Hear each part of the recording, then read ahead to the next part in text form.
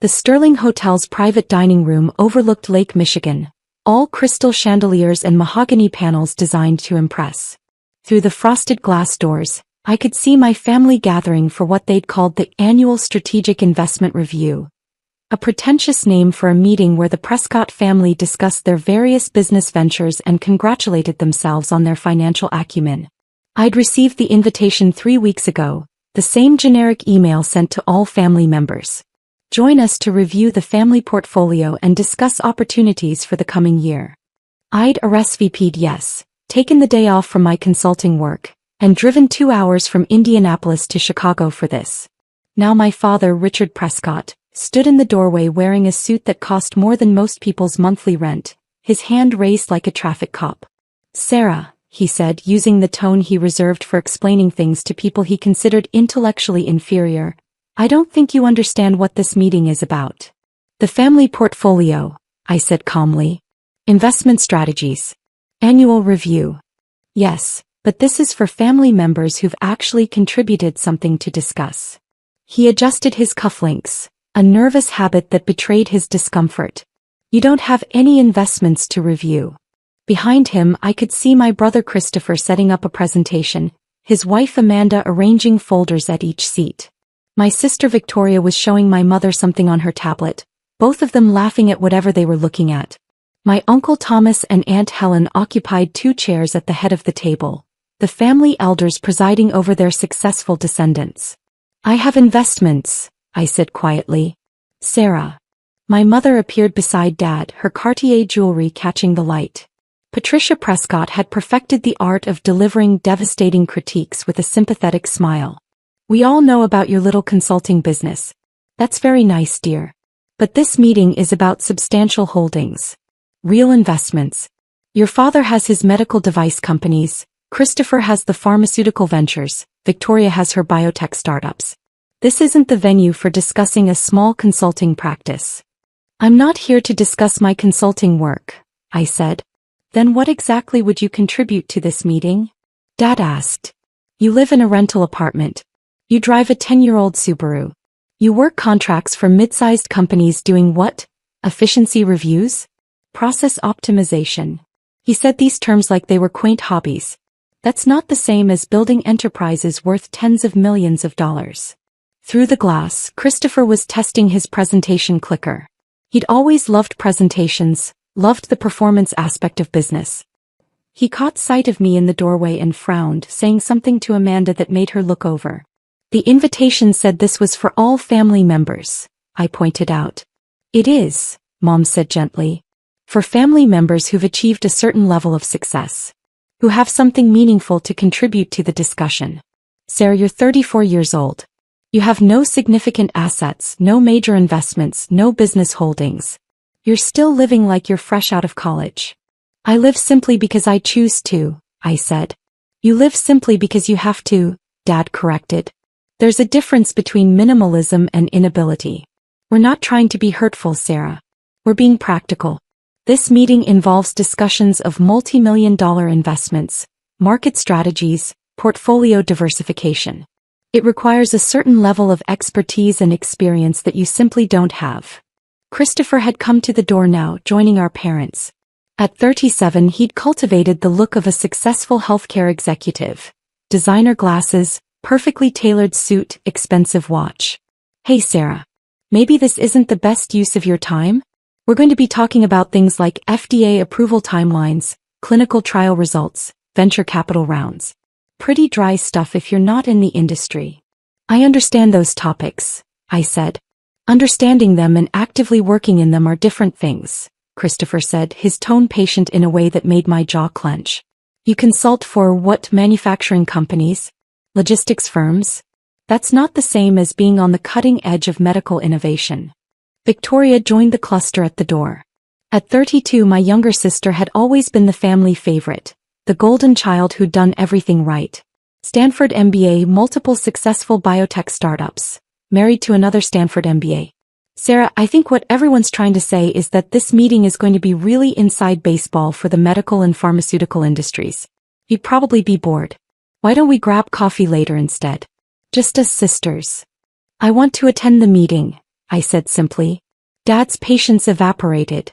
Sarah, this is for successful family members. People who've built something. People who have real stakes in real companies. You're a consultant. That's fine, that's respectable, but it's not the same thing. This isn't your world. Not failures, Mom added, her smile somehow making the words even more cutting. We're not saying you're a failure, dear. You're just on a different path. A smaller path. There's no shame in that. I have investments to discuss, I said again, keeping my voice level despite the anger building in my chest. What investments? Christopher asked, and I could hear the condescension. Do you own stock in the consulting firm you work for? That's not really what this meeting is about, Sarah. I don't work for a consulting firm, I said. I own one. But that's not what I'm here to discuss. You own a consulting firm? Victoria's eyebrows rose. Since when? 6 years ago. A one-person consulting firm isn't really, Christopher started. 32 employees across 4 states, I interrupted. But like I said, that's not what I'm here to discuss. The family cluster at the door exchanged glances. This was clearly news to them, which shouldn't have been surprising. They'd never asked about my work beyond dismissive assumptions. That's wonderful, dear, Mom said in the tone she used for participation trophies. But this meeting is about medical and pharmaceutical investments specifically. Unless your consulting firm works in that space. It does, I said. Among others. But I'm here to discuss my investment portfolio, not my consulting business. Dad's expression hardened. Sarah, what investment portfolio? You can't seriously expect us to believe you have holdings comparable to. I'm not expecting you to believe anything, I said quietly. I'm telling you I was invited to this meeting. I have investments to discuss and I'd like to participate. This is ridiculous, Dad said, his voice rising. Thomas, Helen, can you please explain to Sarah that this meeting has prerequisites? That you can't just walk in claiming to have investments without any evidence of capability or success. Uncle Thomas appeared in the doorway. At 68 he was the family patriarch, the one who'd built the initial Prescott fortune through medical device patents. Sarah, your father makes a valid point. This meeting involves very substantial sums and very complex strategies. We're talking about portfolio values in the hundreds of millions of dollars. I'm not sure what you think you have to contribute to that discussion. My phone vibrated in my pocket. I ignored it. I'd like to participate, I said once more. No, Dad said flatly. Sarah, I'm sorry, but no. This meeting is for serious investors only. You're welcome to join us for lunch afterward, but the actual portfolio discussion is not appropriate for someone at your level. High level, I repeated. You know what I mean, Dad said, frustration bleeding through. You're not in the same financial league. You rent an apartment for probably $1,200 a month. You drive a car that's nearly ready for the junkyard. You work as a consultant for companies we've never heard of. That's fine, that's your choice. But don't pretend you belong in a room where we're discussing 8-figure investments. My phone vibrated again. Then again. Someone was persistent. I'm going to ask one more time, I said. May I attend this meeting? No, Mom said, her smile gone now. Sarah, you're embarrassing yourself. You're embarrassing us. Please just accept that this isn't for you and leave gracefully. Fine, I said. I turned and walked away from the frosted glass doors. From the mahogany panels, from my family's certainty about who I was and what I was capable of. Behind me, I heard Dad say something to Christopher about delusions, and Mom adding something about always been sensitive.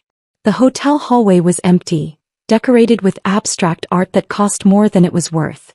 I pulled out my phone. 7 missed calls from James Whitmore, my attorney. 3 from Diana Chin, my investment manager. 2 from Margaret Kowalski, my CFO. I called James first. Sarah, he answered immediately, I've been trying to reach you. We have a situation. What kind of situation? Your family's investment meeting. They don't know your Archway Capital, do they? No, I said. We need to tell them. No. Before they say something or make a decision that can't be walked back. What happened? Richard Prescott just sent out an email announcing a major restructuring of Prescott Medical Devices. He's planning to take on significant debt to fund expansion, using the company's existing revenue as collateral. He's presenting this to the family meeting right now as a done deal. I closed my eyes. How much debt? $180 million. The problem is, Archway Capital holds their existing debt, $220 million worth. Under the terms of that debt agreement, taking on additional senior debt without noteholder approval constitutes a default event, which would trigger immediate repayment requirements, I finished. Exactly. If Richard announces this restructuring and you're forced to call the debt, Prescott Medical Devices goes into bankruptcy. Your family loses everything. My phone buzzed with an incoming call. Diana Chin.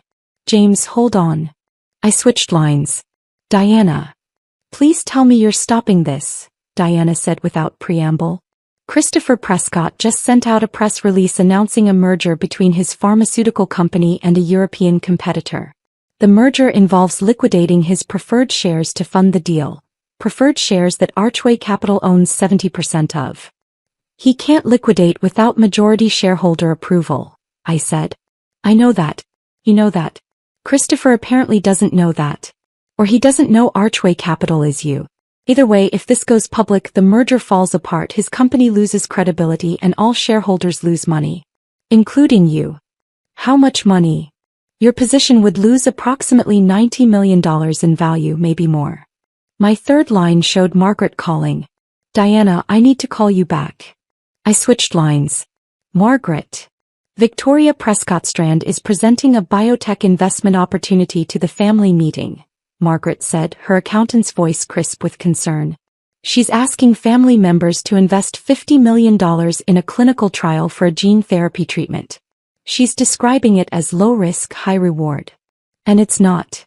The trial has a 12% chance of success according to industry standards. It's high risk, potential high reward. But here's the problem.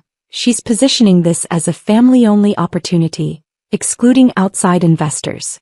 Under SEC regulations, if Archway Capital has information about this investment, which we do because we're a major investor in 3 competing gene therapy companies, and we don't disclose that information when other family members are making investment decisions, we're potentially liable for securities fraud. You're telling me I need to tell them who I am, I said. I'm telling you that this entire meeting is a legal and financial minefield, and the only way out is full disclosure. Immediately. Through the walls, I could hear the murmur of voices from the private dining room. My family, making decisions about investments I'd been funding for years without their knowledge. My family who just turned me away from their meeting because I wasn't successful enough to participate. What's the total exposure if I let this all play out? I asked Margaret. Best case, $200 million in losses across your various holdings. Worst case, $340 million in potential legal liability. Plus your entire family loses everything in the bankruptcies and lawsuits that follow. And if I disclose? Then you control the narrative. You stop the worst decisions before they happen. You protect your investments and theirs. But you also have to tell your family that their disappointing failure of a daughter has been their primary investor for the past 8 years. I laughed, the sound harsh in the empty hallway. When you put it that way. Sarah, I know this is personal, but... It's not personal, I interrupted. It's business. Get James and Diana on a conference line. We're going to crash their meeting. I'll arrange it. 5 minutes. 5 minutes. I ended the call and stared at the abstract art on the wall. A Jackson Pollock reproduction, probably, all chaos and color. Appropriate for the moment. My phone rang again. James with Diana and Margaret on the line. Options. I said. We can send a formal letter from Archway Capital to all parties, disclosing your position and the conflicts, James said. That covers us legally but doesn't stop any decisions in progress. We can request an emergency injunction to halt the meeting, Diana offered. But that requires explaining to a judge why the owner of Archway Capital needs to stop her own family's investment meeting. It'll leak to the press within hours. Or you walk in there and tell them yourself, Margaret said. Right now. Before Richard signs the debt agreement, before Christopher issues the press release, before Victoria commits family funds to a bad investment. Through the wall I heard applause. Someone had finished a presentation. How long before Richard's debt announcement? I asked. He's scheduled to present in 15 minutes, James said. Christopher's press release goes out in 30. Victoria's investment pitch is scheduled for 45 minutes from now. So we have 15 minutes before the first domino falls. Yes. I walked back toward the private dining room. Through the frosted glass, I could see Christopher taking a bow, basking in applause for whatever he'd just presented. Victoria was next at the podium, pulling up her presentation. My father saw me first when I opened the door. His expression moved from surprise to irritation. Sarah, I thought we were clear. I need to speak, I said, walking into the room. No. Before Richard presents his restructuring plan. How do you know about? Dad started, then shook his head. It doesn't matter. Sarah, this is a closed meeting. You need to leave. I'm a major investor in Prescott Medical Devices, I said clearly. I have a right to be here. The room went silent. Christopher had frozen mid-bow. Victoria stood at the podium with her mouth slightly open. Mom looked confused. Uncle Thomas frowned deeply. What are you talking about? Dad demanded. Archway Capital holds $220 million in debt obligations from Prescott Medical Devices, I said. The debt agreement includes covenants that restrict taking on additional senior debt without noteholder approval. Your restructuring plan violates those covenants. Dad's face had gone red. That's impossible. Archway Capital is a New York investment fund. You're a consultant in Indianapolis. I'm the sole owner of Archway Capital, I said. I have been for 8 years. That's absurd, Christopher said, finding his voice. Archway Capital manages over $2 billion in assets. You can't possibly. $2.3 billion as of last quarter, I corrected. Across 47 investments in medical technology, pharmaceuticals, biotechnology, and healthcare services. My team includes 12 investment managers, 6 analysts, and 4 attorneys. Our offices are in New York, Boston, and San Francisco. This is insane, Victoria said. You expect us to believe you own a multi-billion-dollar investment fund? I don't expect you to believe anything, I said, pulling out my phone. James, send the verification documents to everyone in this room. Phones started buzzing around the table. People pulled them out, opened emails, began reading. I watched understanding dawn on their faces in stages. Confusion, disbelief, shock, horror. These documents show Archway Capital owning significant positions in all of our companies, Uncle Thomas said slowly, looking up from his phone. Is this real? Call your attorneys, I suggested. Have them verify. I'll wait. Uncle Thomas did exactly that, stepping away from the table with his phone pressed to his ear. Dad was scrolling through the documents, his face cycling through colors. Mom had gone very pale. Christopher was reading his phone like it might suddenly make sense if he stared hard enough. $220 million, Dad said finally. You're telling me you own $220 million of my company's debt? Yes. And Christopher's preferred shares. Diana Chen's voice came through my phone speaker. I'd left the conference line connected. Archway Capital owns 70% of the Series B preferred shares in Prescott Pharmaceutical Partners. And Victoria, Margaret added, we're a major investor in 3 gene therapy companies that directly compete with the treatment you're about to pitch to your family, which creates disclosure obligations under SEC regulations. Victoria sat down heavily. You've been investing in my competitors? I've been investing in the most promising gene therapy companies, I corrected. Your company is good, Victoria. But it's not the only good company in the space. Uncle Thomas returned to the table. I just spoke with my attorney. He confirms that Archway Capital is indeed owned by Sarah Prescott. He also confirms that the investment positions outlined in these documents are accurate according to public filings and industry databases.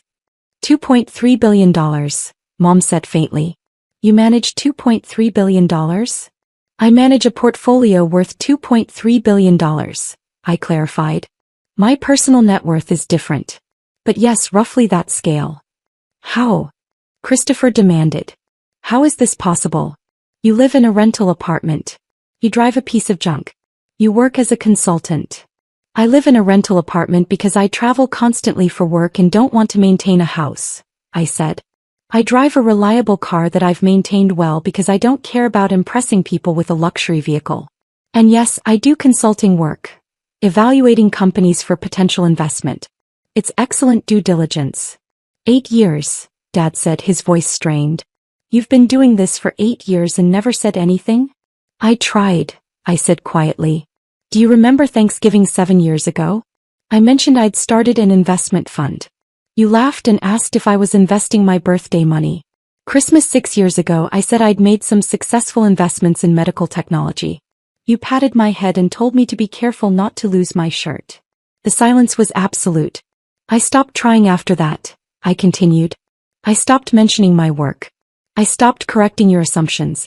I watched you all discuss your successes at family dinners while dismissing my career as cute or quaint. I listened to you explain business concepts to me that I understood better than you did.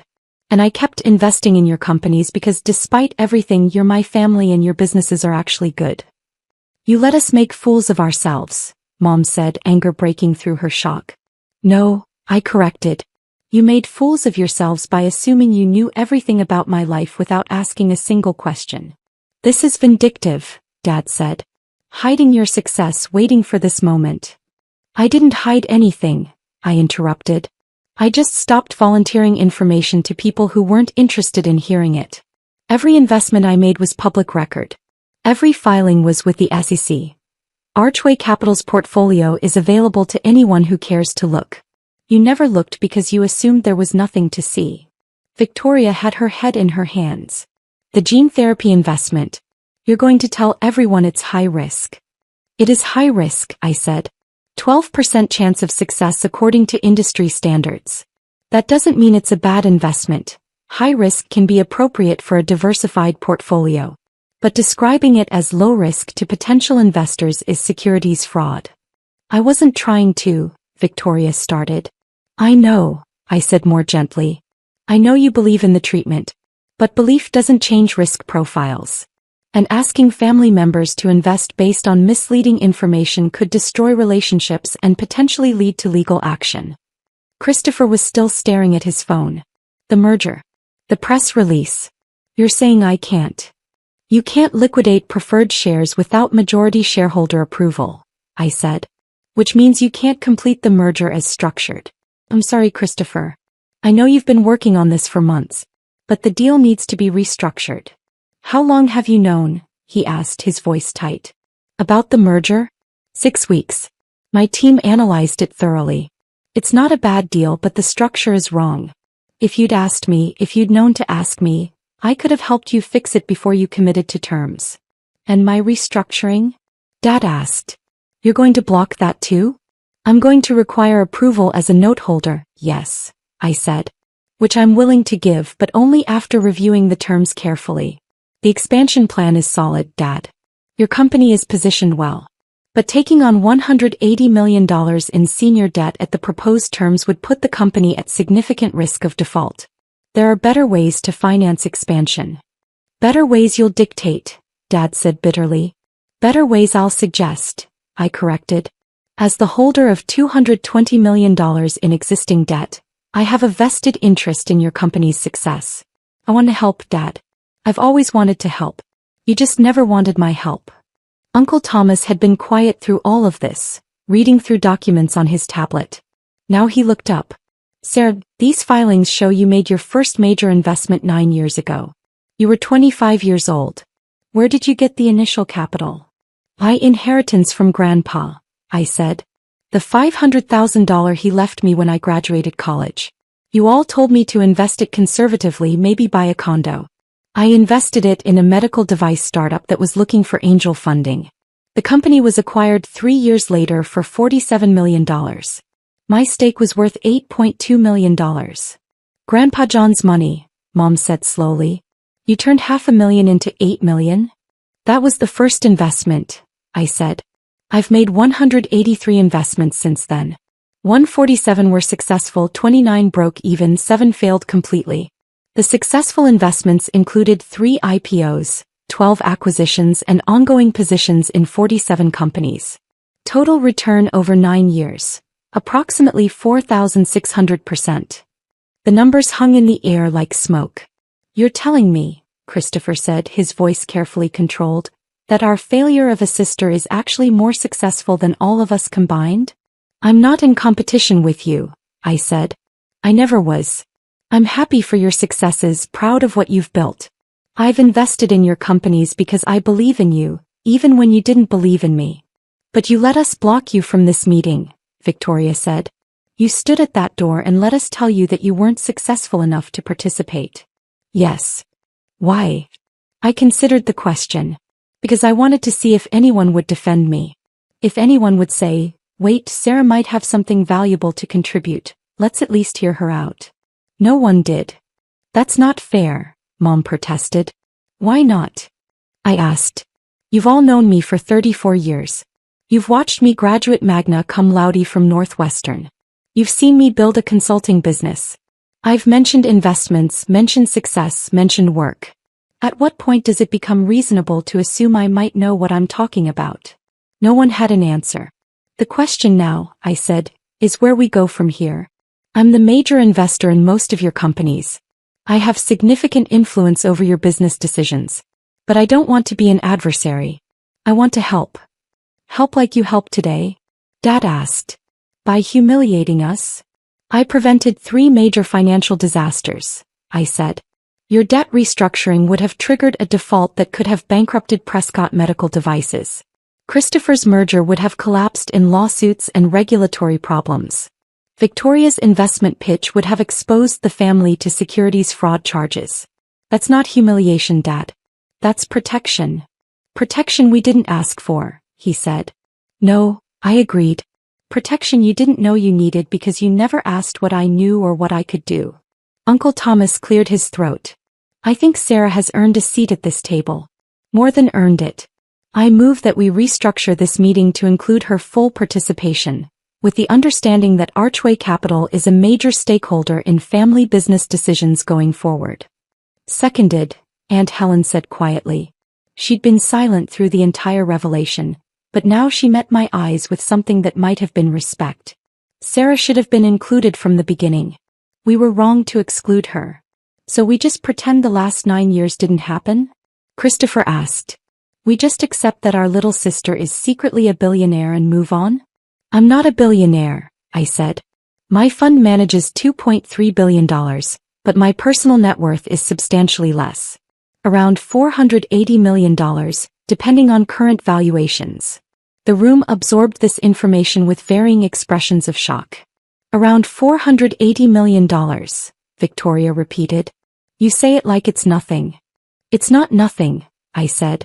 But it's also not relevant to whether we can work together as a family. The question isn't how much money I have or how much money you have. The question is whether we can respect each other enough to have honest conversations about business and family and success. You want respect, Dad said slowly. After humiliating us today. I want what I've always wanted, I said. To be seen. To be heard. To be treated like someone whose opinion might have value. I don't need you to celebrate my success or apologize for underestimating me. I just need you to acknowledge that I exist as something other than the disappointing daughter who never lived up to her potential. Mom was crying now, silently, her carefully applied makeup beginning to streak. We got it so wrong, she said. All these years we got it so wrong about you. Yes, I said simply. You did. I don't know how to fix this, she said. Neither do I admitted. But maybe we start by having the meeting we should have had in the first place. The one where everyone gets to participate, where everyone's contributions are valued, where we work together instead of competing for who's most successful. You'd still participate? Christopher asked. After what we said to you? You're my family, I said. I'm angry, yes. I'm hurt. But I'm also pragmatic. I have $300 million invested across your various companies. If you all fail, I lose money. If you succeed, we all benefit. So yes, I'll participate. If you'll actually listen. Uncle Thomas stood. Then let's start over. Sarah, would you like to present Archway Capital's portfolio and discuss how our investments intersect? I pulled up my presentation on my tablet. The one I'd prepared 3 weeks ago, the one I'd thought I'd give today before my family blocked me from the room. I'd be happy to, I said. For the next 3 hours we worked through the family portfolio with new eyes. I explained the debt covenants on Dad's restructuring and offered alternative financing structures. I walked Christopher through the regulatory requirements for his merger and suggested ways to restructure the deal that protected all shareholders. I provided Victoria with detailed risk analysis on her gene therapy investment and connected her with researchers at competing companies who might be willing to collaborate rather than compete. It wasn't comfortable. There were moments of tension, flashes of anger, periods of uncomfortable silence. But we worked through it, all of us, like a family who'd finally decided to see each other clearly. By the end of the meeting, we'd restructured $400 million in investments, identified $60 million in new opportunities, and prevented 3 major disasters. We'd also scheduled a follow-up meeting for next month, this time with me leading the discussion on portfolio diversification and risk management. As we filed out of the private dining room, Victoria caught my arm. "I'm sorry," she said quietly, "for what I said at the door. For all the times I assumed I knew better than you." "I'm sorry too," I said, "for not trying harder to correct those assumptions." "No," she said firmly. "That's not your responsibility. We should have asked. We should have cared enough to ask." Christopher joined us in the hallway. "The consulting business with 32 employees. Is that real, or did you make that up to make us feel stupid?" "It's real," I said. "Prescott Analysis Group. We specialize in operational efficiency for mid-sized manufacturing and logistics companies. Annual revenue last year was $8.4 million. $8.4 million? He looked stunned. "That's not a small consulting practice." "No," I agreed. "But it's also not what I'm most proud of.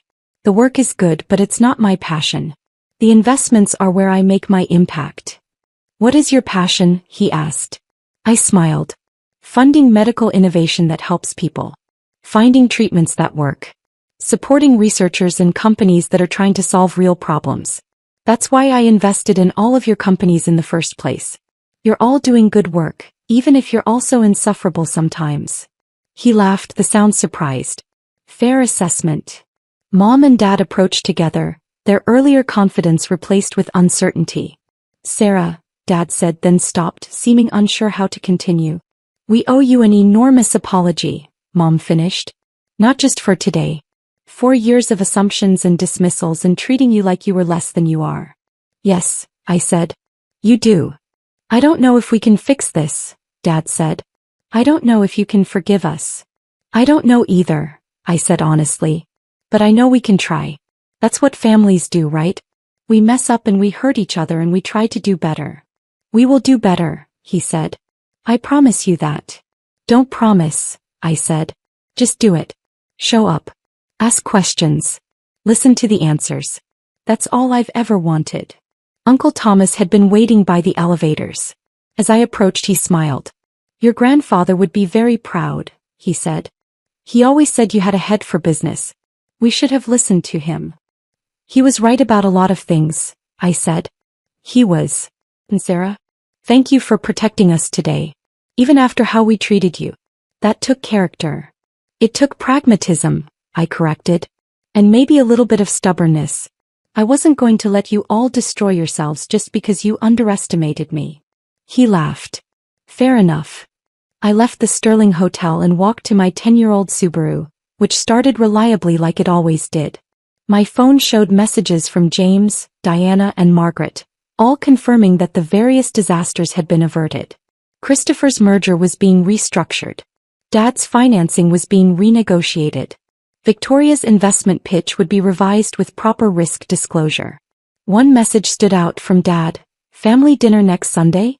Your mother wants to hear about Archway Capital. Really hear about it this time. Will you come?"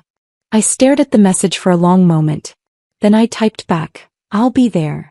It wasn't forgiveness, not completely. But it was a start.